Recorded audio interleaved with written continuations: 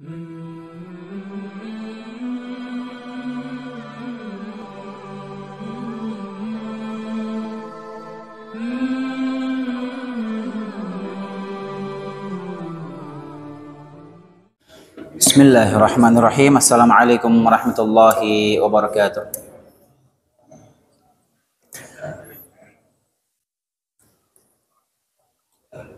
Innal hamdalillah nahmaduhu wa nasta'inuhu wa nastaghfiruh wa na'udzu billahi min syururi anfusina wa sayyiati a'malina. May yahdihillahu fala mudilla lahu wa may yudlil fala hadiyalah.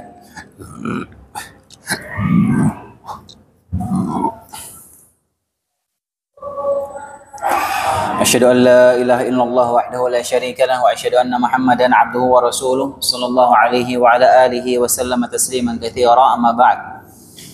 Allahumma la ilma lana illa ma 'allamtana, Allahumma 'allimna ma yanfa'una wanfa'na bima 'allamtana wa zidna ilman wa aslih lana sya'nana kullah wa la takilna ila anfusina tarfata 'ain. Hadirin azinallahu wa iyyakum, kita melanjutkan pelajaran kita tafsir juz amma, dan insyaallah taala di malam hari ini kita akan membahas tafsir surat Al-Alaq. Para ulama sepakat bahwasanya surat Al-Alaq ini adalah surat Makkiyah. Bahkan surat Al-Alaq ini awalnya, permulaan suratnya ayat 1 sampai ayat 5 dari surat Al-Alaq ini adalah ayat-ayat yang pertama kali Allah turunkan, dan turunnya sepakat ulama, yaitu turunnya di mana hadirin? Di Gua Hira, ya, di Gua Hira. Ya, ijma' ulama. Itu ayat pertama sampai ayat kelima, yaitu menandakan awal turunnya wahyu, awal kenabian Nabi kita Muhammad alaihi salatu wassalam. Kisah awal permulaan turunnya wahyu ini diceritakan oleh Aisyah radhiyallahu taala anha, yang diriwayatkan di dalam Sahih Bukhari. Antum kalau lihat di kitab Sahih Bukhari, kitab hadis Sahih Bukhari, itu bab pertama itu membahas tentang permulaan awal-awal turunnya wahyu kepada Nabi SAW. Bab tentang permulaan turunnya wahyu kepada Nabi SAW, dan Imam Bukhari menuliskan hadis itu di awal-awal, di hadis ketiga Sahih Bukhari, dan hadisnya cukup panjang. Saya akan coba menyampaikan terjemahannya secara ringkas dan sambil dijelaskan tentang awal mula turunnya wahyu kepada Nabi SAW. Itu datang dalam hadis yang sahih, diceritakan oleh Aisyah radhiyallahu taala anha. Kata Aisyah radhiyallahu taala anha berkata, permulaan wahyu datang kepada Rasulullah SAW adalah dengan mimpi yang benar dalam tidurnya. Jadi Nabi SAW ini awal-awal tanda-tanda munculnya wahyu pada Nabi SAW itu awalnya mulai dari mimpi yang benar, yang jelas, terang benderang. Kalau kita mimpi, kalau mimpi biasanya mimpinya kan random banget ya, random, aneh, nggak jelas, samar-samar, nggak ada urutan yang pasti. Ntar tiba-tiba sini, tiba-tiba ke sono, samar-samar, nggak jelas, random. Kita kalau mimpi kadang suka begitu kan? Mimpi nggak jelas. Ntar mimpi tiba-tiba di sini, ntar tiba-tiba ke sono, ntar tiba-tiba mimpi di luar negeri, ntar sama si ini, sama ini. Terus kadang itu pun ketika kita bangun tuh kadang kita lupa ya, itu mimpi apa semalam tuh, kok kayak ruwet banget gitu alurnya. Nah kalau Nabi SAW di awal-awal sebelum turun wahyu itu mimpinya jelas, terang benderang, nggak ada samar-samar, nggak ada remang-remangnya, seperti beliau merasakan langsung. Dan beliau jelas beliau rasakan mimpi itu. Kata Aisyah radhiyallahu taala anha, tidaklah beliau bermimpi kecuali datang seperti cahaya subuh. Terus itu berulang, mimpi seperti itu menghampiri Nabi SAW. Kemudian kata Aisyah, kemudian beliau Nabi Muhammad SAW dianugerahi kecintaan untuk menyendiri. Nah setelah itu ya Nabi kemudian Allah berikan ilham kepada beliau untuk beliau mengambil langkah untuk menyendiri di Gua Hira. Beliau berkhalwat, dan Nabi SAW ya emang seakan Allah sudah mempersiapkan beliau ini ya untuk menjadi Rasul, sehingga beliau mengalami hal-hal yang aneh-aneh di luar nalar sejak beliau kecil. Dari Nabi masih kecil dan beliau masih ingat betul itu bagaimana Nabi lagi sedang main sama kawan-kawannya dijemput sama malaikat Jibril. Kemudian Nabi sekitar umur 4 tahun atau 5 tahun dibelah dadanya, dikeluarkan jantungnya, dicuci dengan air zam-zam dan dijahit lagi dadanya, dan bekas jahitan itu masih ada di dada Nabi SAW. Pernah dilihat oleh Anas bin Malik. Dan itu terjadi ketika Nabi masih kecil dan itu nyata kejadiannya. Seakan-akan memang ini sudah dipersiapkan untuk menjadi pembawa risalah terakhir, dan Nabi ingat kejadian itu. Kemudian Nabi SAW bilang, saya tahu ada di Mekah ada batu yang kalau saya lewat dia mengucapkan salam ke saya, batu itu. Dan saya tahu ingat batu itu sampai sekarang. Dan itu Nabi sebelum menjadi Nabi. Dia merasakan hal-hal keanehan-keanehan seperti itu. Kemudian Nabi ketika sedang safar berdagang ke Syam, itu sepanjang jalan ada awan yang menaungi beliau. Dan beliau menyaksikan itu. Bahkan pembantunya Khadijah juga, Maisarah namanya, dia menyaksikan juga itu. Maisarah itu laki ya, bukan perempuan. Lagi ikut safar sama Nabi SAW. Dia menyaksikan itu. Ada awan yang menaungi Nabi. Terus Nabi SAW dijauhi dari kerusakan, kemaksiatan ahlul jahiliyah ketika itu. Ya, karena kerusakan orang-orang jahiliyah ketika itu sudah sampai di puncaknya. Rusak keadaan manusia jahiliyah ketika itu. Bangsa Arab ketika itu lagi sedang rusak-rusaknya. Mereka itu kayak minum khamr dan minum air putih. Ya, berbangga-bangga dengan khamr. Doanya mabok-mabokan. Main perempuan dijual. Perzinahan. Doanya bunuh-bunuhan. Masalah sedikit sepele bunuh-bunuhan. Masalah syair saing antara kabilah-kabilah lain, perang. Dan kalau perang bisa lama, bisa sampai puluhan tahun. Ya, dikit-dikit bunuh. Ya, rusak, kerusakan luar biasa. Nah, Nabi SAW saat dihidup di lingkungan seperti itu, beliau terlindungi. Ya, ketika mau ada acara di Mekah, lagi ada kumpul, lagi ada musik-musikan, lagi kumpul di sana tuh, bermusik-musikan, beramai-ramai sama orang-orang Mekah. Nabi mau ke sana, tiba-tiba Nabi dijikan pingsan. Ketika orang-orang sana, orang Mekah itu biasanya kalau nggak punya baju dari yang hasil yang halal, nggak bisa beli baju untuk tawaf, mereka tawafnya telanjang. Ketika hendak Nabi mau diangkat, dibuka auratnya, Allah jadikan Nabi pingsan. Seakan-akan beliau SAW dijaga dari kerusakan-kerusakan jahiliyah ketika itu. Dan itu Nabi merasakan keanehan-keanehan seperti itu, beliau rasakan terus sampai beliau bertahannud di Gua Hira itu. Dan dia ketika menyaksikan kerusakan yang sudah luar biasa di negerinya, ya. Dan Nabi SAW ketika itu diilhamkan oleh Allah SWT ingin menyendiri, bertafakur, bertahannud, ingin mendekatkan diri kepada Allah Subhanahu Wa Taala, ingin mendekatkan diri kepada Allah Subhanahu Wa Taala dengan ajaran Nabi Ibrahim alaihissalam, tapi beliau tidak tahu bagaimana caranya mendekatkan diri kepada Allah. Akhirnya beliau yang beliau tahu, Nabi SAW ingin menyendiri aja, bernyendiri, bertafakur, berkhalwat dengan Allah Subhanahu Wa Taala, sehingga beliau menempuh langkah itu. Maka kata Aisyah, kemudian beliau dianugerahi kecintaan untuk menyendiri. Lalu beliau berkhalwat menyendiri di Gua Hira dan bertahannuts, yaitu ibadah di malam hari dalam beberapa waktu lamanya sebelum kembali kepada keluarganya guna mempersiapkan bekal untuk bertahannuts kembali. Dan itu Nabi SAW melakukan beberapa hari. Pergi naik ke Gua Hira sendiri, bertafakur, menyendiri di sana, berkhalwat. Ya, dan subhanallah, Gua Hira itu dia menghadap ke kota Mekah. Gua Hira itu dari atas itu dia menghadap ke Ka'bah. Nabi seakan-akan merenungi kerusakan di bangsanya ketika itu. Kemudian beliau menemui Khadijah, mempersiapkan bekal, ya, istri beliau ketika itu, baru Khadijah. Sampai datang Al-Haq, kata Aisyah. Al-Haq di sini, yang dimaksud Al-Haq di sini adalah Jibril alaihissalam. Sampai datang Al-Haq kepada beliau di Gua Hira. Malaikat datang seraya berkata, "Iqra." Bacalah. Beliau menjawab, "Ma ana biqari." Aku benar-benar tidak bisa membaca. Aku sama sekali tidak bisa membaca. Nabi SAW menjelaskan. Maka malaikat itu memegangku dan memelukku dengan kuat, kemudian melepaskanku dan berkata lagi. Kemudian malaikat Jibril datang ketika itu dalam wujud manusia, dan Nabi dipeluk dari belakang dengan pelukan yang sangat kuat sekali sampai Nabi SAW nggak bisa nafas. Kemudian dilepaskan. Iqra, Mana biqari, dipeluk lagi dengan kencang sampai nggak bisa nafas, dilepaskan lagi, iqra, bacalah.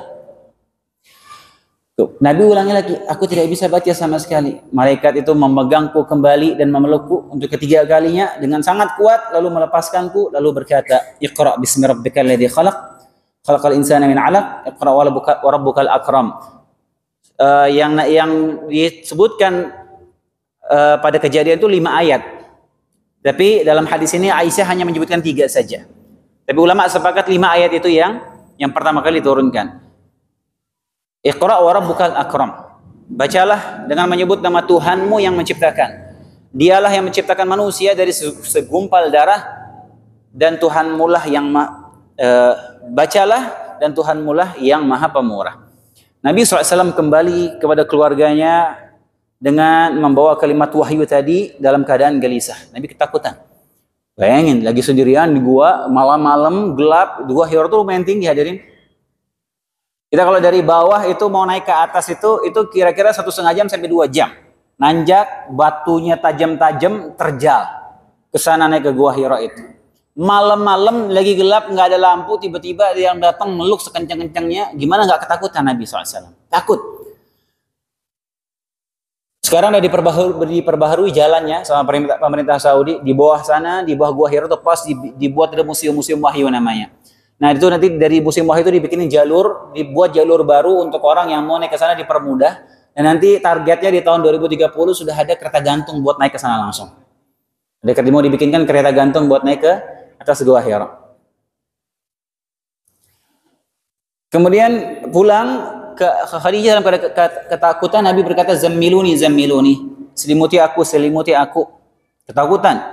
Beliau pun diselimuti Khadijah hingga hilang ketakutannya. Lalu beliau menceritakan peristiwa tadi kepada Khadijah. Nabi SAW sambil ketakutan, sambil selimutan, dia bilang, aku mengkhawatirkan keburukan menimpaku. Nabi ketakutan luar biasa, panik dengan kejadian seperti itu. Tiba-tiba ada yang menghampiri seperti itu. Malam-malam gelap-gelap. Dalam kondisi Nabi lagi ketakutan seperti itu, lagi panik. Lihat apa kata Khadijah, istri yang solehah, menenangkan suaminya. Bersihnya Masya Allah. Maka Khadijah berkata, ya lihat istri solehah, Masya Allah. Apa kata Khadijah? Demi Allah, Allah tidak akan mencelakakanmu selamanya. La yukhzikallahu abada, kata Khadijah. Karena engkau adalah orang yang menyambung silaturahmi. Engkau suka membantu orang yang tidak punya apa-apa. Engkau membantu orang yang kesusahan, engkau suka menjamu tamu, dan engkau suka menolong orang yang terkena musibah. Itu kata istri solehah nenangin suami seperti itu. Dan suami lagi ada masalah, lagi banyak pikiran, kamu sih, udah aku bilangin, makanya dengerin kalau istri ngomong. Khadijah luar biasa, subhanallah. Maka Nabi cinta luar biasa sama Khadijah. Cinta bukan main sama Khadijah. Ya, istri yang luar biasa ya. Sampai Khadijah sudah lama meninggal, bahkan sebagian istri masih cemburu sama Khadijah yang sudah lama meninggal dunia. Coba bayangin bagaimana Nabi itu cinta sama Khadijah luar biasa. Kemudian lanjutan hadisnya, Khadijah pun mengajak beliau bertemu dengan Waraqah bin Naufal. Waraqah bin Naufal ini sepupunya Khadijah, tapi usianya sudah sangat tua, sepuh, saking tuanya sampai buta Waraqah ini. Waraqah ini dia seperti seorang pendeta Nasrani yang dia itu berpegang dengan agama Nasrani, agamanya Nabi Isa murni. Dia seorang muwahhid, ahlu tauhid yang masih memegang agama tauhid dari Nabi Isa alaihissalam. Dia tidak terkontaminasi sama kesyirikan ketika itu. Dia masih berpegang sama agama Nabi Isa. Entah dari mana dia ada di situ, berpegang sama agama Nabi Isa. Bahkan disebutkan Waraqah bin Naufal ini dia bisa bahasa Ibrani, bahkan dia menulis Injil dengan bahasa Ibrani. Dia tulis ulang Injil dengan bahasa Ibrani. Waraqah bin Naufal ini masih sepupunya Khadijah. Ayo kita ke sepupuku, seperti dia tahu nih apa masalah yang sedang menimpamu. Pergilah Nabi SAW sama Khadijah ke Waraqah bin Naufal. Diceritakan saat itu Waraqah sudah tua dan matanya buta. Khadijah berkata, wahai putra pamanku, dengarkan apa yang akan disampaikan oleh putra saudaramu ini. Waraqah berkata, Wahai putra saudaraku, apa yang sudah kau alami? Maka Rasulullah SAW pun ceritakan apa yang dia alami beberapa malam yang lalu. Kemudian langsung Waraqah bin Nawfal faham. Dia faham. Dia orang yang faham, dia faham kitab. Dia membaca kitab suci. Waraqah bin Nawfal bahkan dia menulis menyalin Injil dengan bahasa Ibrani. Jadi langsung nangkap tuh, dia ngerti. Kata Waraqah apa? Ini adalah namus yang dulu pernah Allah turunkan kepada Nabi Musa alaihissalam. Yang datang kepadamu itu namus, dibilang. Namus itu istilah penyampai rahasia Allah Subhanahu wa taala. Maksudnya malaikat Jibril, dia tahu. Cuman dia istilah yang dia fahami ketika itu, Waraqah itu namanya namus. Itu namus yang Allah pernah turunkan kepada Nabi Musa alaihissalam. Kemudian apa kata Waraqah bin Nawfal? Dia bilang, duhai seandainya aku masih muda dan aku masih hidup saat kamu nanti diusir oleh kaummu. Dia bilang gitu. Nabi kaget. Waraqah bin Nawfal menyebutkan seperti itu. Apakah kaumku akan mengusirku, katanya. Dia tahu di Mekah itu ma'ruf Nabi Muhammad SAW. Nabi Muhammad orang terbaik di Mekah ketika itu. Nabi Muhammad SAW adalah cucunya Abdul Muttalib, orang yang paling disegani di kota Mekah ketika itu. Orang tahu Nabi Muhammad orang paling jujur, paling amanah, dicintai sama semua penduduk Mekah. Nggak punya musuh, nggak ada orang yang nggak suka sama Nabi ketika itu. Dia heran. Apakah kaumku akan mengusirku nanti? Kata Waraqah bin Nawfal, iya. Karena tidak ada satu orang pun yang datang dengan membawa seperti apa yang kamu bawa ini, kecuali pasti akan disakiti, dimusuhi. Seandainya aku ada saat kejadian itu, kata Waraqah, pasti aku akan menolongmu dengan sekemampuanku.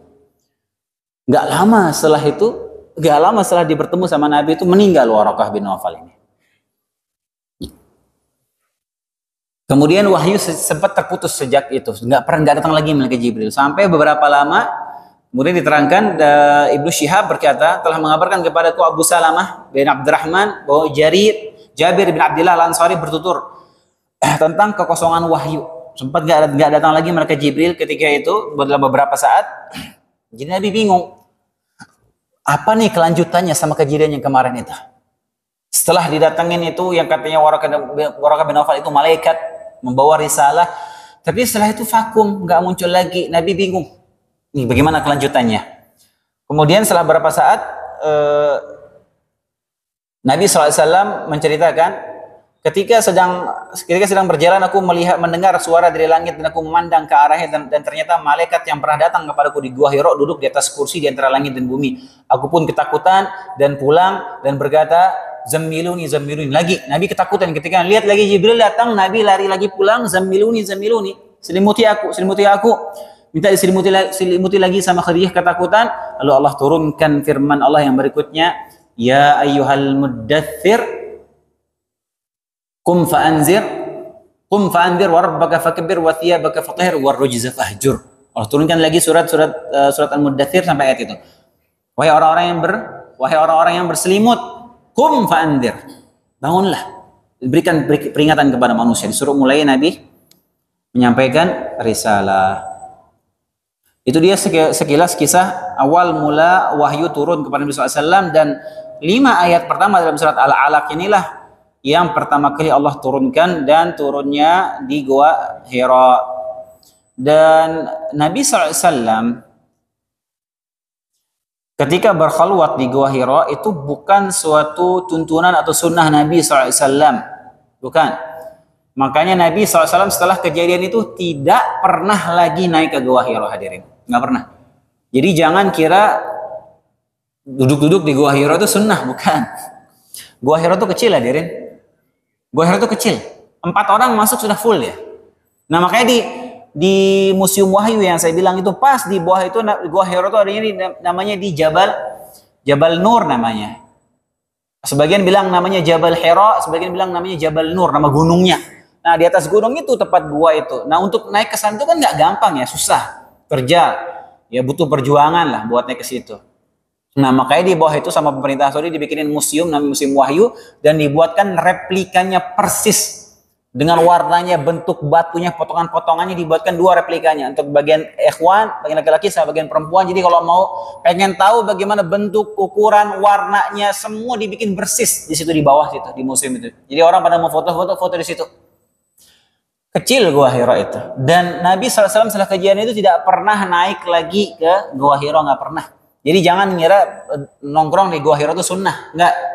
Ya, apalagi sebagian ada yang mengatakan, ya, dan ini diantara kesesatannya orang filsuf, orang-orang filsafat seperti Ibnu Sina dan yang semisalnya, keyakinan mereka bahwasanya kenabian itu sesuatu yang muktasab, sesuatu yang bisa diusahakan, sesuatu yang bisa didapatkan kenabian itu. Ya, dengan dia bertafakur, bertapa ya istilahnya kalau bahasa kita ya, dengan dia meningkatkan dari imajinasi dan seterusnya sampai dia bisa meraih ke level kenabian, dan keyakinan seperti kekufuran. Makanya Ibnu Sina itu dikafirkan sama Imam Ghazali. Di antara pemikiran sesatnya seperti itu. Di antara pemikiran sesatnya Ibnu Sina, dia menyatakan bahwasanya yang nanti yang dibangkitkan itu hanya ruh saja, bukan jasad. Di antara keyakinan Ibnu Sina bahwasanya Allah itu tidak tahu perkara yang detail, hanya tahu yang umum saja. Ini di antara hal yang menyebabkan Ibnu Sina itu dikafirkan oleh Imam Ghazali rahimallahu taala. Dan itu keyakinan sebagian filsuf seperti itu. Nah, makanya subhanallah ya, dampak dari racun-racun filsafat seperti ini bisa terserap ke pemahaman sebagian kaum muslimin, sehingga apa? Sebagian menganggap kalau pengen mau jadi wali itu harus bertapa. Cari gua ya, laut-laut mana, pantai mana, dia diem di situ bertapa. Makanya muncul kisah aneh-aneh. Sampai yang tersebar ini, mohon maaf, Ana nggak tahu, Ana lupa namanya siapa. Pokoknya di antara Wali Songo itu salah satu, nggak tahu yang mana, Ana nggak lupa namanya. Katanya dia dulu dia dapat wali, dia dapat gelar kewalian gara-gara dia habis bertapa berapa puluh hari entah berapa lama di sebuah gua, nggak ngapa-ngapain, wala sholat, nggak makan, nggak minum, setelah selesai bertapa jadi wali. Ini kisah-kisah yang diriwayatkan bergulir seperti ini, nggak bisa kita mau terima begitu saja. Dan kewalian itu bukan sesuatu yang kita incer nih, pengen jadi wali bertapa. Apalagi kayak Ibnu Sina pengen jadi nabi, harus dia menempuh jalur-jalur tertentu supaya jadi nabi. Repot kalau seperti itu. Semua orang semua pengen jadi nabi. Di Indonesia aja macem-macem ya. Indonesia macem-macem. Ada guru bulu tangkis kalau nggak salah di Bogor, aku jadi nabi dia. Dia habis pergi ke bukit mana gitu di Bogor. Ya, dia pergi ke bukit mana gitu di Bogor, turun-turun dari bukit itu, aku jadi nabi dia. Makanya orang kan kalau pergi ke Bogor itu pulang bawa oleh-oleh, bawa talas ya kan. Ini dia bawa wahyu hadirin. Ini Allah. Ini keyakinan seperti ini diserap misalkan untuk mencapai level tertentu harus melakukan ritual-ritual seperti itu. Bahkan sebagian mereka percaya itu, dia meninggalkan sholat, dia nggak makan, nggak sholat, nggak apa-ngapain, bertapa, ya entar dia sudah apalah istilahnya, dia fana kayak apa, selesai jadi wali. Ya, gelar kewalian itu tidak semurah itu. Yang tahu itu, yang wali Allah sebenarnya itu hanya Allah Subhanahu wa taala, dan setiap kita bisa jadi wali syaratnya apa? Bertakwa kepada Allah Subhanahu wa taala.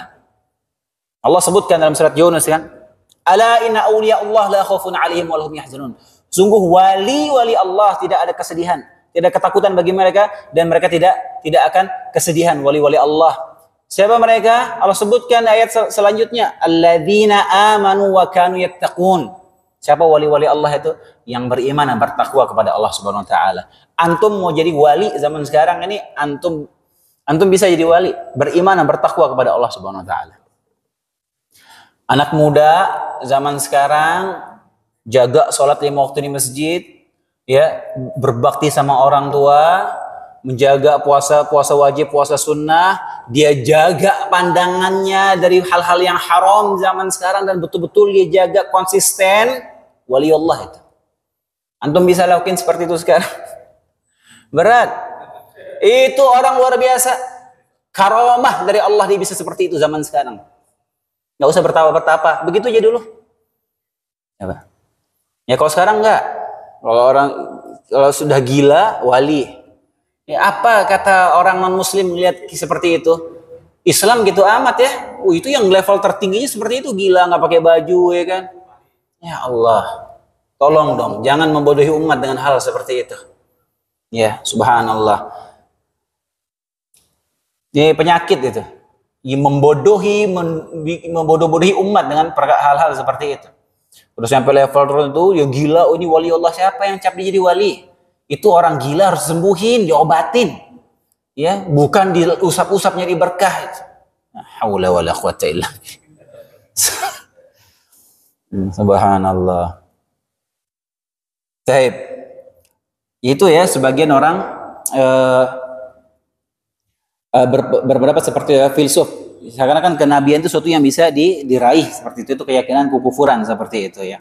Karena Nabi SAW menyebutkan ya bahwasanya beliau Nabi terakhir, dan Allah juga menyebutkan dalam Al-Quran bahwasanya beliau Nabi terakhir, dan Nabi SAW menyebutkan akan ada Nabi-Nabi palsu yang muncul setelah beliau. Dan sudah pernah kita bahas ya, waktu dibahas kita bahas rukun iman.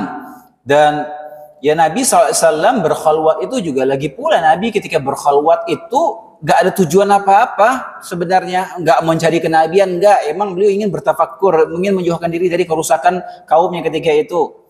Yang gak ada hubungannya dengan beliau diangkat jadi Nabi. Bahkan beliau ketika datangin malaikat Jibril, beliau ketakutan. Kalau emang beliau ngincar itu, kenapa beliau kaget? Kenapa Nabi kaget, ketakutan? La.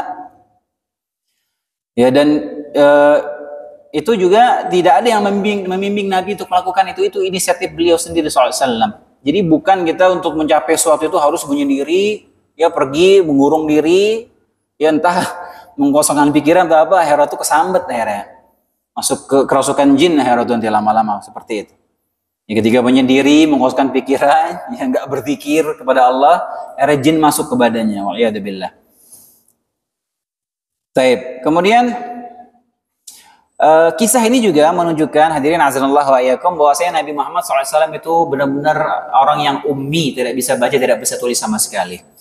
Ya, dan ini sudah ma'ruf di tengah kaum muslimin perkara ini. Sampai ana nggak tahu, ana nggak terbayangkan sebelumnya ada kaum muslimin yang menentang pendapat ini. Ada orang terkenal, ana gak usah sebutlah namanya.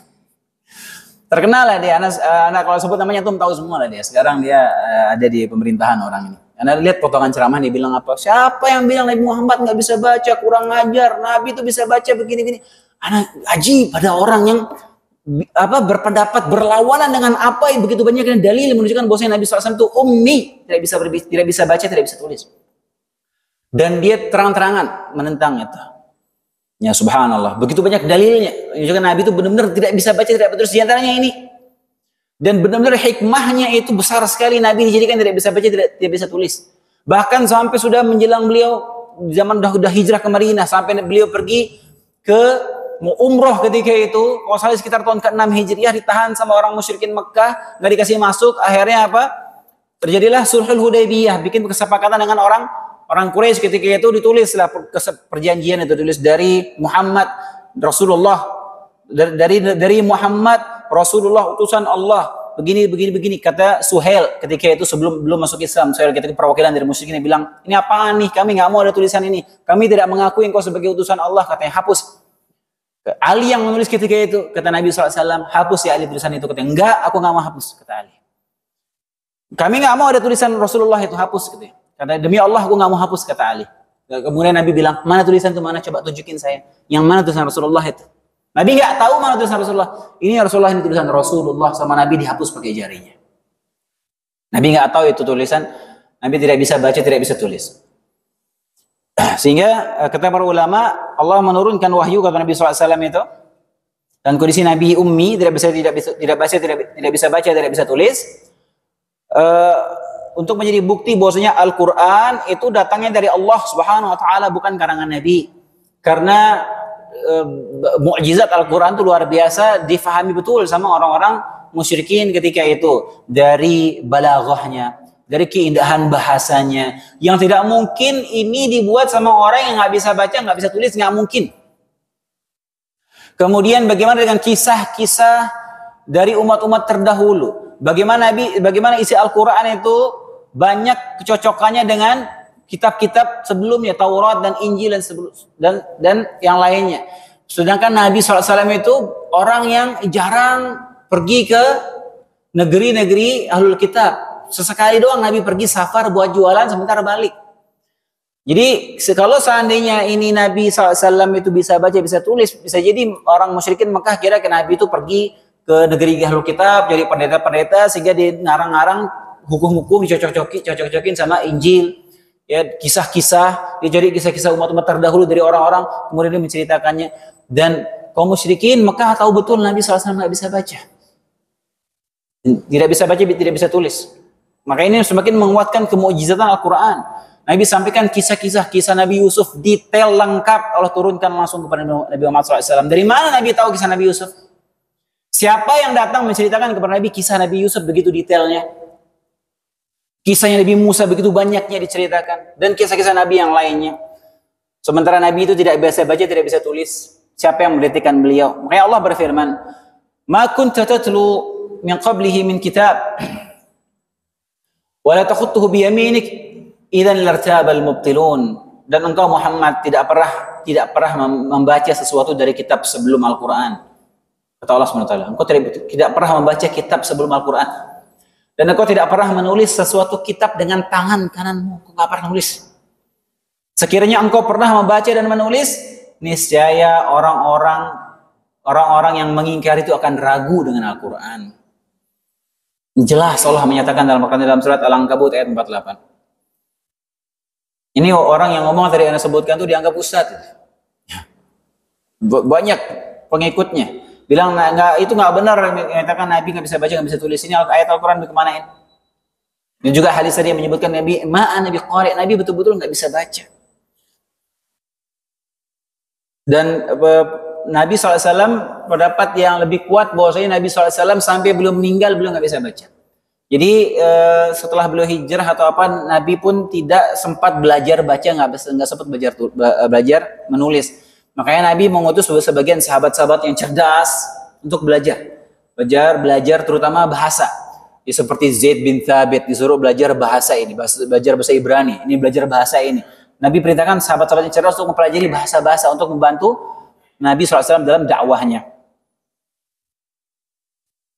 Baik, hadirin azanallahu wa iyyakum. Inti dari pembahasan surat Al-Alaq ini adalah tentang karunia Allah Subhanahu wa taala yang Allah berikan kepada manusia berupa ilmu, ya. Garis besar dari surat ini adalah membicarakan tentang ilmu, dan juga di surat ini menceritakan tentang kisah Abu Jahal, ya, tentang kisah Abu Jahal dalam surat Al-Alaq ini. Allah SWT berfirman di ayat pertama, "Iqra bismi rabbikal ladzi khalaq." Bacalah dengan menyebut nama Tuhanmu yang menciptakan segala sesuatu. Ini khalaq di sini bersifat umum. Bacalah dengan menyebut nama Tuhanmu yang menciptakan segala sesuatu. Khalaqal insana min 'alaq. Dia telah menciptakan manusia dari al-'alaq. Al-'alaq itu artinya segumpal darah.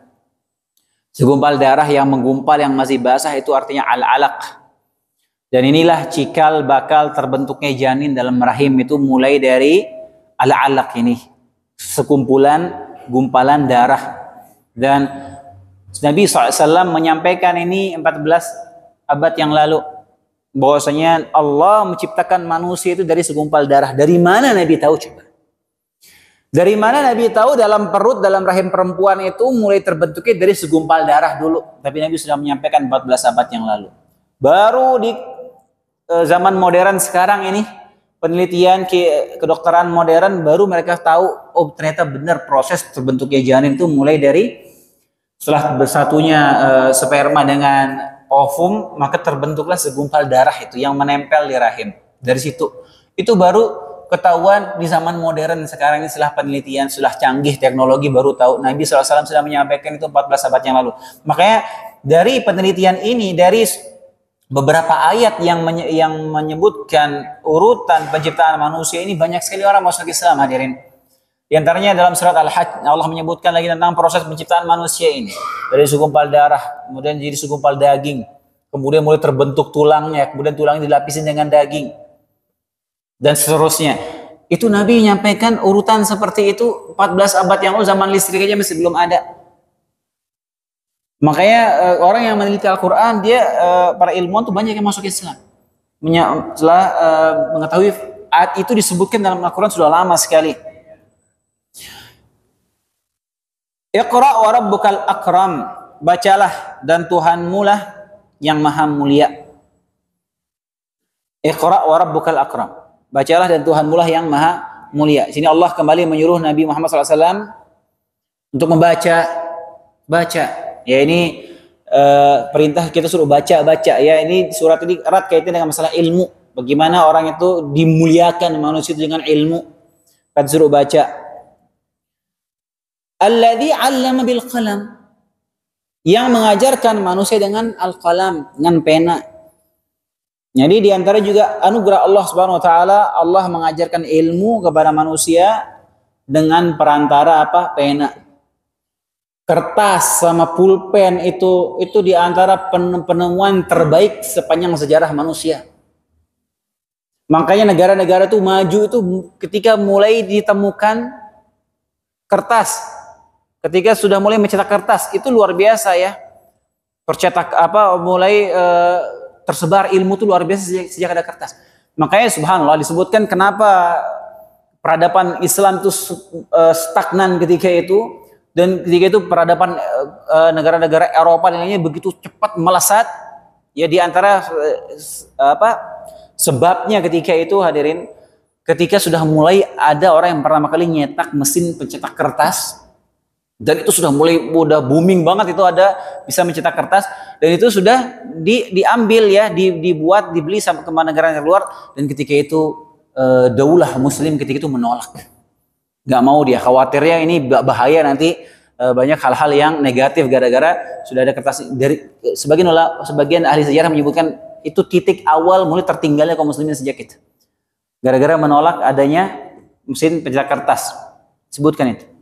Makanya adanya kertas sama pena, kolam itu nikmat anugerah dari Allah Subhanahu wa taala. Kenapa Allah mengaitkan ayat ini dengan pena? Karena di zaman itu jarang orang nulis. Ya, orang bisa nulis saja jarang, dan mereka itu hanya mengandalkan hafalan mereka. Orang-orang dulu tuh hafalannya kuat. Makanya para ulama-ulama dulu tuh, para ulama ahli hadis tuh dicek hafalannya dia bagaimana nih orang. Nah, orang-orang Arab dulu tuh hafalannya mereka sangat kuat sekali. Jadi mereka tuh bersandar sama hafalannya, jarang yang mencatat. Mereka bersandar sama hafalannya, jarang yang mencatat. Seperti kebanyakan yang ada di masjid saat ini.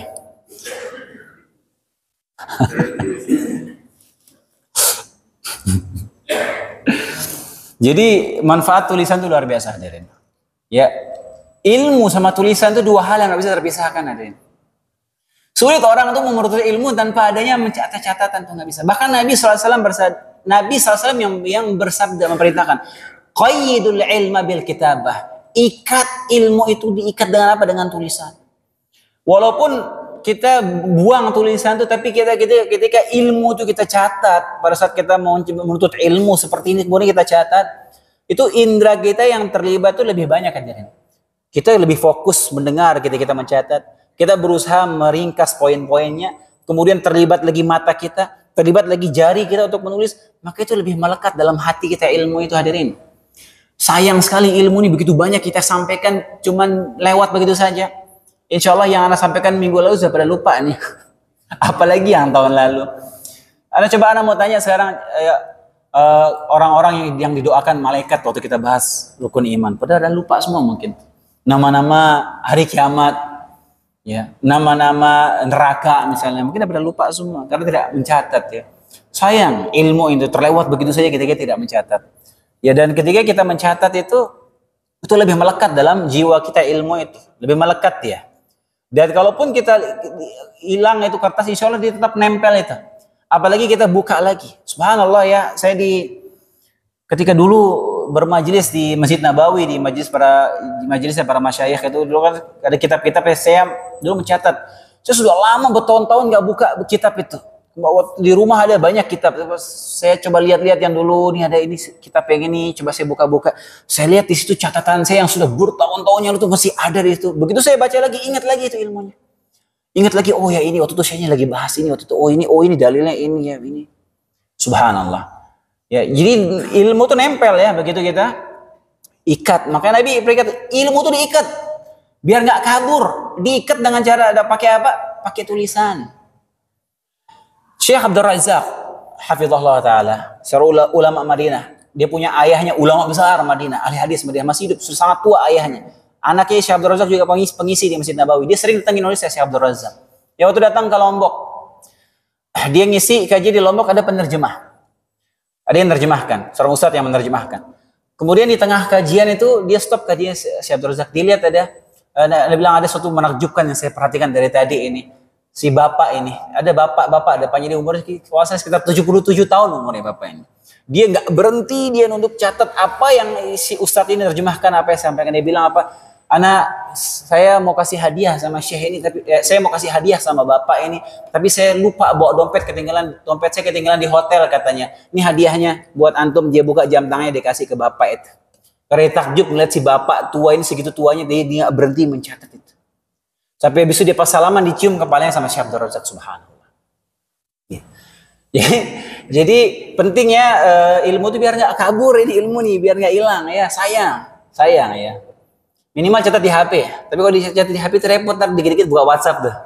Catat, ada WhatsApp masuk, balas dulu. Tapi ala kulli hal nggak apa-apa ya. Mungkin pada capek baru pulang kerja. Nah itu di sini Allah mengaitkan antara pena ya dengan ilmu tadi. Iqra, bacalah, kemudian Allah sebutkan pena di situ. Kemudian hadirin azanallahu wa iyyakum. Ayat kelima, 'allamal insana ma lam ya'lam.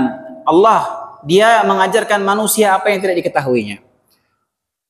Insan di sini para ulama tafsir menyebutkan ada 3 maknanya.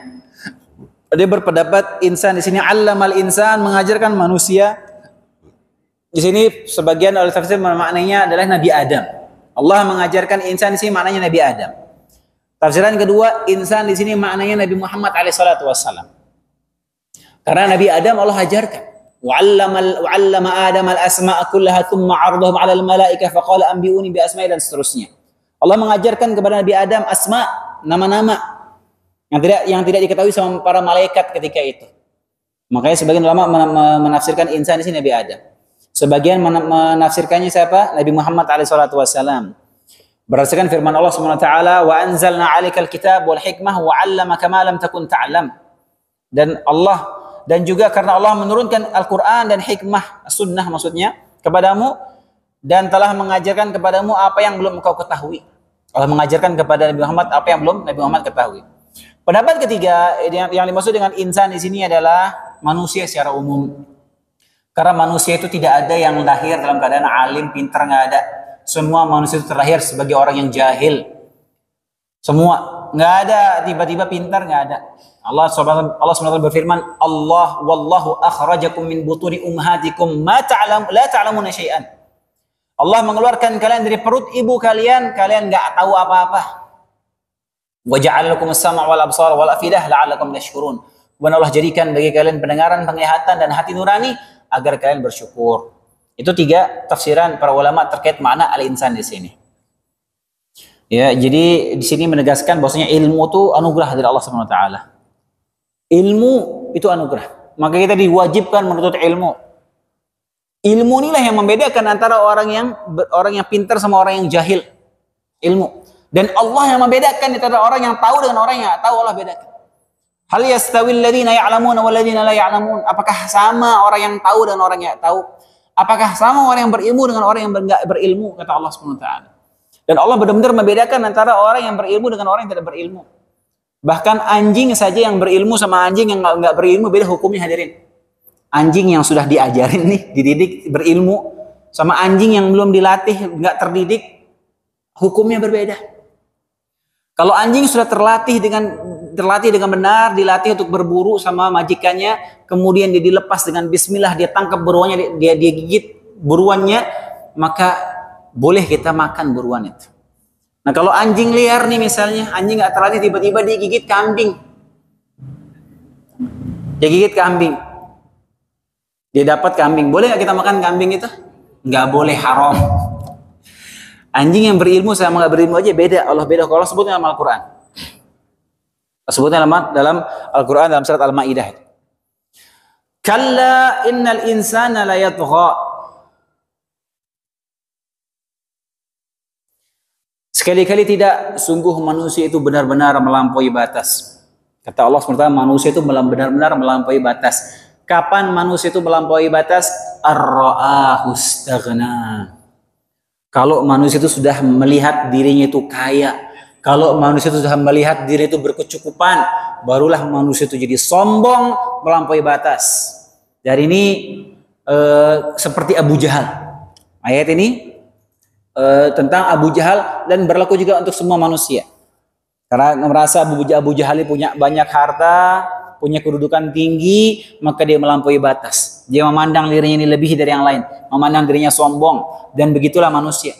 Ya, kalau sudah merasa kecukupan, merasa banyak duit, banyak backingan, banyak orang dalam, sombong, merasa kebal hukum, nyepelein orang, petatang petenteng, sombong.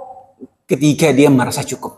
Manusia kalau sudah merasa lebih nih, duitnya banyak dikit aja di saldo, oh udah gaya jalannya beda tuh. Petang petenteng dia. Apa ini? Mau gue pekarain loh. Gue sombong. Banyak duit. Coba nggak punya duit. Itu kapan manusia melampaui batas? Ketika dia merasa dirinya cukup. Merasa dirinya itu lebih, merasa dirinya banyak uang, baru dia sombong, melampaui batas, padahal manusia itu sangat butuh, fakir kepada Allah Subhanahu wa taala. Antumul fuqara ila Allah, kata Allah Subhanahu wa taala, wahai manusia, kalian semua itu fakir, butuh sama Allah Subhanahu wa taala, maka jangan sombong. Jangan sombong. Itu harta titipan Allah, itu kesehatan titipan Allah, jabatan Allah yang kasih. Nah, itu seperti Abu Jahal ya. Udah masuk waktunya? Sayang ya, tanggung belum selesai. Tapi insya Allah kita lanjutkan pekan depan. Kita tutup dengan doa kafaratul majlis. Subhanakallahumma bihamdika asyhadu an la ilaha illa anta astaghfiruka wa atubu ilaik. Assalamualaikum warahmatullahi wabarakatuh.